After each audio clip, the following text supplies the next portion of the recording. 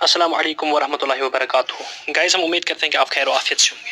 Guys, इस वक्त हम बात करेंगे कि इस वक्त हमें जो फाइनल सिलेक्शन लिस्ट आ चुका है एफएए का, हम उसके बारे में बात कर रहे हैं क्योंकि इसका सिलेक्शन लिस्ट आ चुका है, फाइनल सिलेक्शन लिस्ट आ चुका है और उसमें जो प्रोविजंस रखे गए हैं कि जो सिलेक्टीज हैं उनके 21 डेज में उन्हें ज्वाइन करना है। और उसमें यह भी प्रोविजन रखा गया है कि अगर with in given time with in 20 days और 3 वीक्स वो ज्वाइन नहीं करते तो उनकी जो नाम है सिलेक्शन लिस्ट में वो कैंसिल किया जाएगा। इसका मतलब है कि जो न्यू कैंडिडेट्स होंगे, नेक्स्ट इन मेरिट होंगे, वेटिंग लिस्ट के जो कैंडिडेट्स होंगे उनको ऊपर लाया जाएगा सिलेक्शन लिस्ट में। लेकिन इस रिलेटेड बहुत सारे हमें कमेंट्स बॉक्स में मैसेजेस आ रहे हैं, हमारे टेलीग्राम चैनल पे मैसेज आ रहे हैं कि जो इसका वेटिंग लिस्ट है वो कब आएगा, जो इसका वेटिंग लिस्ट है वो कब आएगा। इस बारे में इस वीडियो में हम बात करेंगे। हम उन तमाम क्वेरीज को यहाँ जवाब देने की कोशिश करेंगे जो कि 21 डेज़ का टाइम रखा गया है। 21 डेज़ में उन्हें ज्वाइन करना है। अगर with in A stability time यानी इन 3 वीक्स में तो 21 डेज़ में उन्होंने ज्वाइन नहीं किया तो उनकी जो कैंडिडेचर है सिलेक्शन लिस्ट में वो कैंसिल हो जाएगी। इसका मतलब क्या, जो हमने पिछले एक वीडियो में जब वेटिंग लिस्ट रिस्टोर हुआ था, वेटिंग लिस्ट का ऑर्डर निकला था, उसमें हमने एक्सप्लेन किया था कि जो कंसर्न डिपार्टमेंट है जब कुछ लोग ज्वाइन नहीं करेंगे तो फिर वैकेंसी क्रिएट हो जाएंगी। यानी जब वैकेंसी क्रिएट हो जाएंगे तो फिर वो डिपार्टमेंट JKSSB को ये एक सर्क्यूलर निकालेगी या JKSSB से कम्युनिकेट करेगी कि जो नंबर ऑफ वैकेंसीज हैं जो अनफिल्ड रहे हैं किसी सिलेक्शन लिस्ट से, तो फिर JKSSB उस ऑफिशियल जो कम्युनिकेशन होगी अकॉर्डिंगली उस सिलेक्शन लिस्ट में से जो नेक्स्ट इन मेरिट होंगे वेटिंग लिस्ट के कैंडिडेट्स उनको बुलाएगी, उन कैंडिडेट्स को, फिर उनका लिस्ट फॉरवर्ड करेगी JKSSB उस डिपार्टमेंट को। मैं फिर से एक्सप्लेन करना चाहता हूँ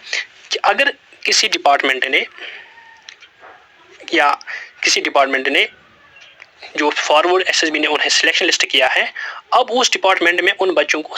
ज्वाइन करना है। अगर उस डिपार्टमेंट में बच्चों ने किसी कैंडिडेट ने किसी एस्पिरेंट ने ज्वाइन नहीं किया तो उसमें वैकेंसी जो वो अनफिल्ड रहेगी। जब वो अनफिल्ड रहेगी इसका मतलब कि वहाँ वैकेंसी रह गई, अनफिल्ड वैकेंसी रह गई, वैकेंसी क्रिएट हो जाएगी। तो फिर जब ये वैकेंसी क्रिएट हो जाएगी तो उसको पूरा करने के लिए, उस वैकेंसी को फिल करने के लिए जो क्रिएट हुई due to non joining of a selected candidate, तो फिर वो डिपार्टमेंट के ज़रिए से JKSSB को एक ऑफिशियली एक नोटिस भेजेंगे, ऑफिशियली कम्युनिकेट करेंगे। जब वो SSB को ऑफिशियली कम्युनिकेट करेंगे कि हमें इस सिलेक्शन लिस्ट में से इतनी वैकेंसीज अनफिल्ड रहे due to non joining of selected candidate, तो फिर SSB क्या करेगी, SSB विल वर्क, वो क्या करेगी, SSB उस सिलेक्टेड लिस्ट में से जो अनफिल्ड वैकेंसीज रही हैं उस एग्ज़ाम के, उस लिस्ट के जो नेक्स्ट इन मेरिट होंगे यानी वेटिंग लिस्ट के जो कैंडिडेट्स हैं, जितने भी वैकेंसीज अवेलेबल रही होंगी, फॉर एग्जाम्पल 5 वैकेंसीज अनफिल्ड रही, 10 वैकेंसीज अनफिल्ड रही, यानी जितने भी होंगे उतने लोगों को वो वेटिंग लिस्ट में होंगे उनको बुलाएगी। जब उनको बुलाएगी, चाहे वो उनको डॉक्यूमेंट वेरिफिकेशन कराएगी या अगर उन्होंने पहले ही डॉक्यूमेंट वेरिफिकेशन उनकी हो चुकी होगी तो फिर उन वेटिंग लिस्ट में से जो नेक्स्ट इन मेरिट होंगे नंबर ऑफ कैंडिडेट्स उनको फॉरवर्ड वो लिस्ट करेगी उस पर्टिकुलर डिपार्टमेंट में। इसका मतलब कि जो विद इन दिस 21 डेज का जो पीरियड है, 21 डेज का जो टाइम पीरियड है, उसमें जो अनफिल्ड वैकेंसीज रहेगी उन अनफिल्ड वैकेंसीज का जो नंबर होगा वो डिपार्टमेंट में से कहाँ जाएगा, वो नोटिफिकेशन SSB को, क्योंकि वो SSB को कहेंगे कि इतने बच्चों ने ज्वाइन नहीं किया।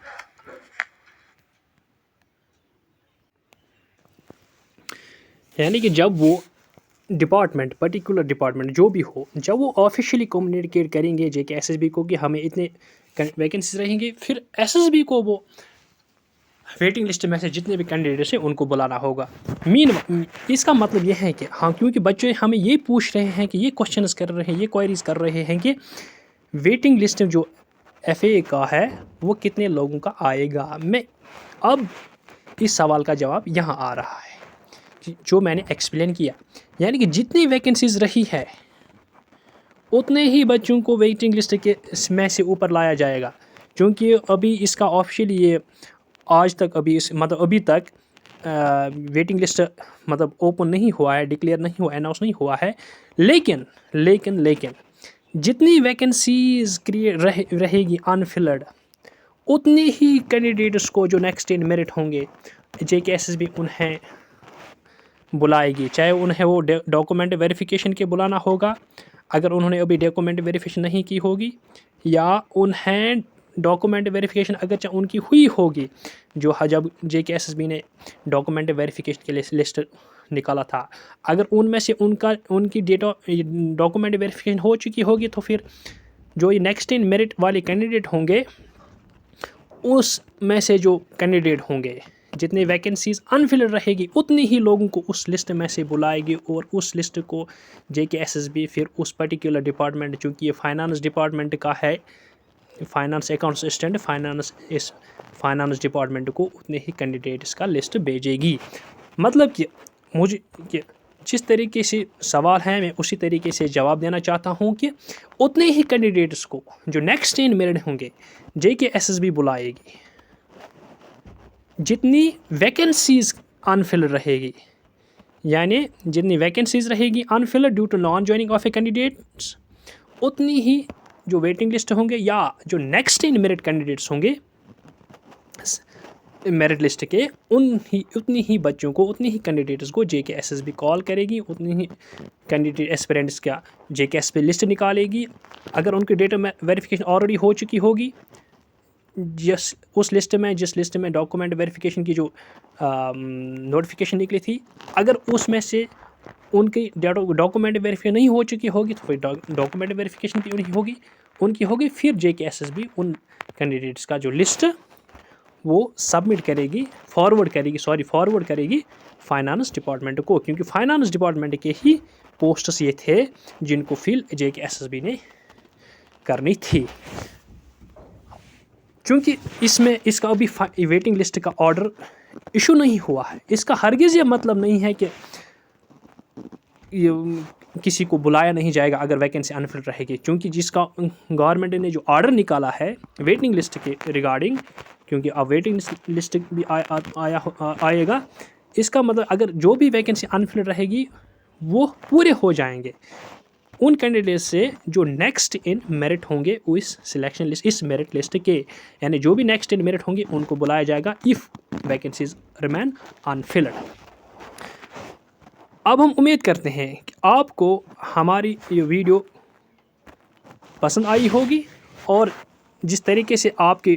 क्वेरीज़ थे, आपके क्वेश्चंस थे, हम उम्मीद करते हैं कि हमने आपकी उन क्वेरीज़ को उस तरीके से जवाब दिया है, उन तरीक़ों से आपके सवालात को जवाब दिया है कि आपके जो क्वेरीज़ थे, आपके जो कन्फ्यूजन्स थे वो क्लियर हुए होंगे। और हम उम्मीद करते हैं कि आप हमारी इस वीडियो को ज़्यादा से ज़्यादा लाइक, ज़्यादा से ज़्यादा शेयर और हमारे इस चैनल को सब्सक्राइब करोगे, और हमारे इस लेक्चर के कमेंट बॉक्स में दी हुई टेलीग्राम चैनल की लिंक है, उस पर क्लिक करके हमारे टेलीग्राम चैनल को भी ज्वाइन करोगे। और इसके साथ साथ हम आपसे ये भी कहना चाहते हैं कि आपको जो भी क्वेरीज़ होंगे आप हमारी इस वीडियो लेक्चर के कमेंट बॉक्स में भी मैसेज कर सकते हैं, या आप हमारे वीडियो जो टेलीग्राम चैनल है उस पर भी अपनी क्वेरीज़ रजिस्टर कर सकते हैं। हम उम्मीद करते हैं कि आपको हमारा वीडियो लेक्चर पसंद आया होगा। Thank you very much.